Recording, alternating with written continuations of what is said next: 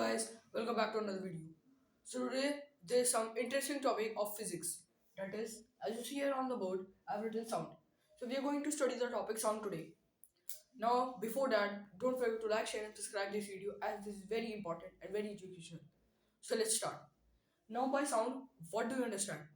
By sound, we get to know that sound is a form of energy which makes the sensation to our ear of hearing, which means that we hear things around us because of sound, as they produce some sounds.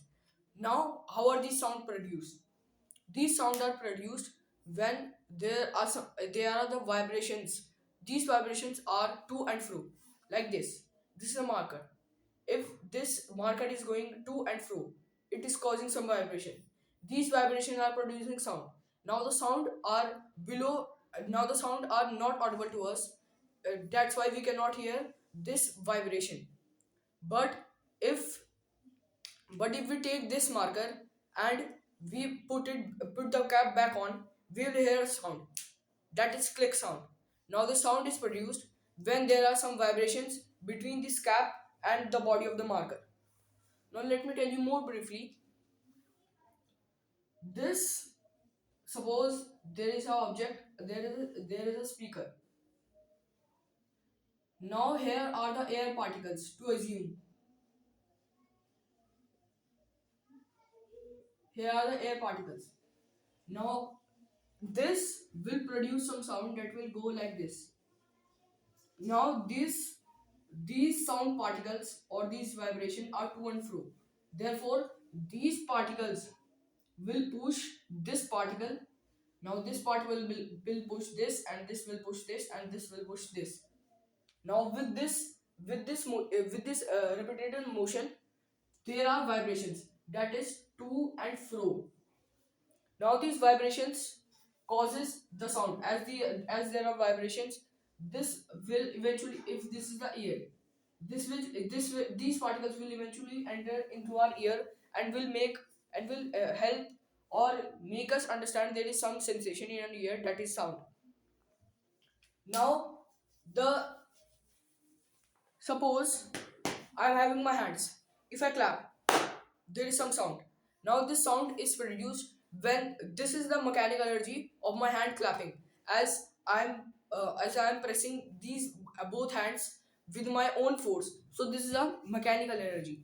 Now, as you know that energy neither be created nor destroyed, and can neither be created and nor destroyed. It can only be changed into another form of energies.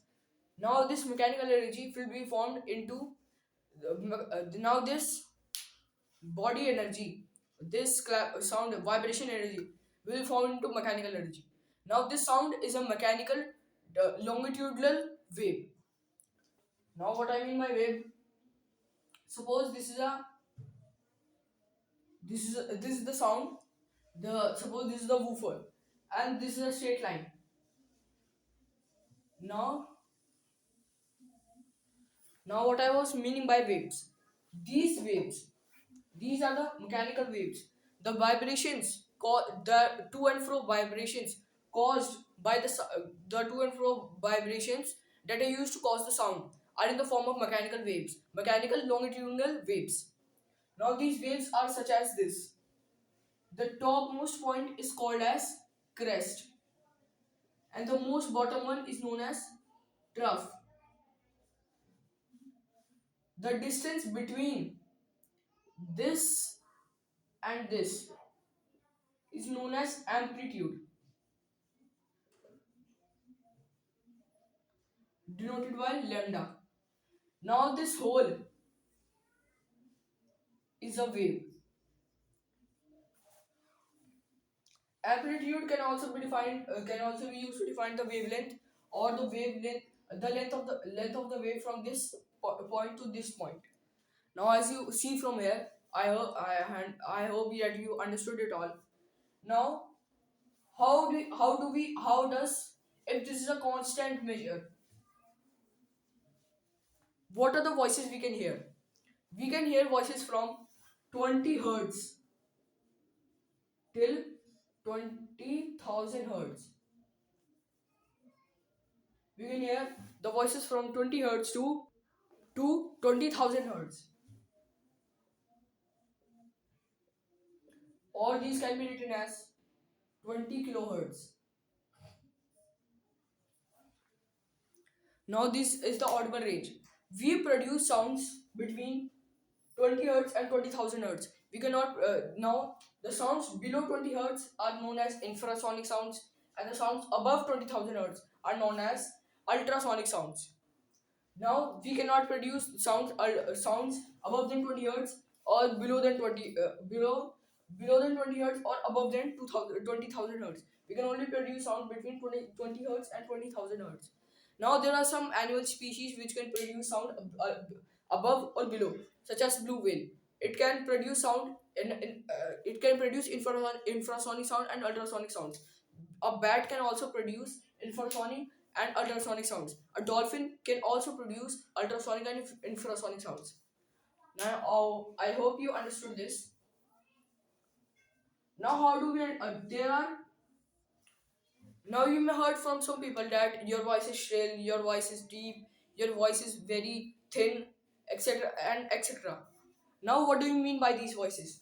Now, the voices that are deep have have wavelength of diagram like this. Now, here as you see that the amplitude is greater and the frequency at the amplitude is greater compared with the shrill voice. Now here we are having an example of the shrill voice.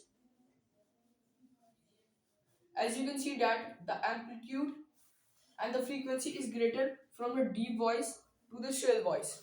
Now if the girls are having shrill voice, as the girls are having shrill voice, and their wavelength can be wave of the sound can be denoted like this. And if the someone is having deep voice, then their wave it can be denoted by this. I hope you understood the video. If you didn't, rewind the video and watch again. Now don't forget to like, share and subscribe this video. Thank you and bye bye.